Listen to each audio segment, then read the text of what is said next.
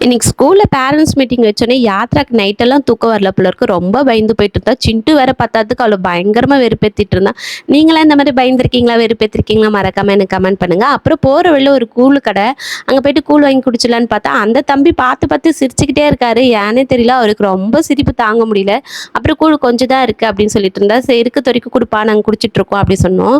அப்புறம் அவங்க அம்மா எடுத்துட்டு வருவாங்க அப்படின்னு சொல்லிட்டு இருந்தானா, செம்ம டேஸ்டா இருந்துச்சு கைஸ் அந்த கூழு. அந்த கம்புலாம் போட்டு சான்ஸே இல்ல. ₹25 சொன்னாங்க ஒரு சொம்பு. நான் தக்ஷா குட்டிக்கு குடுத்ததே இல்ல. பார்த்தா அவனும் குடிக்க ஆரம்பிச்சுட்டான். அந்த ஊர்க்கா, அந்த பெரண்ட ஊர்க்காலாம் இருக்குங்களே, சொல்ல சான்ஸே இல்ல. வேற லெவல்ல இருந்துச்சு. சிண்டுக்கும் ரொம்ப பிடிக்கும் கூழு. நானும் சிண்டு இந்த மாரி கூழ் கடை பார்த்தா ரொம்ப எப்பவுமே வாங்கி குடிச்சுருவோம். இதுக்கு ஊர்க்காய் வச்சுட்டு தக்ஷா குட்டி குடிச்சாரு பாருங்க. அதுதாங்க செம்ம ஃபன்னு. ஊர்க்காவும் கூழும் மாத்தி மாத்தி குடிச்சான். ஒரு சொம்பு கூழு ஃபுல்லா அவன் தனியாவே குடிச்சு விட்டான்.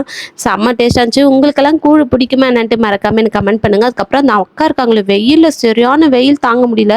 பக்கெட்ல கூழ் கொண்டு வந்திருந்தாங்க. அது வந்து கட்டியா கூழ் எடுத்துட்டு வந்தாங்க. அது வந்து தான் கரைச்சு குடுப்பாங்க போல. ஏன்னா கரைச்சு வச்சுட்டு அது புளிச்சிருமா, வியாபாரம் ஆகலன்னா வீணாயிடுங்கள. அதனால அவங்க தேவையான அளவு மட்டும் எடுத்து கரைச்சு வச்சுருவாங்களாம் அப்படி சொல்லிட்டு இருந்தாங்க. அப்புறம் அந்த அக்கா எடுத்துட்டு வந்தா அந்த கூழையும் போட்டு சூப்பரா கரைச்சு குடுத்தாங்க கைஸ். வேற லெவல்ல இருந்துச்சு. சின்மா வேற அதுக்குள்ள பொறுக்கவே இல்ல. கூழ் வேணும்னு கத்திட்டே இருந்தான். அப்புறம் அந்த அக்கா அவசர அவசரமா கரைச்சு குடுத்தாங்க.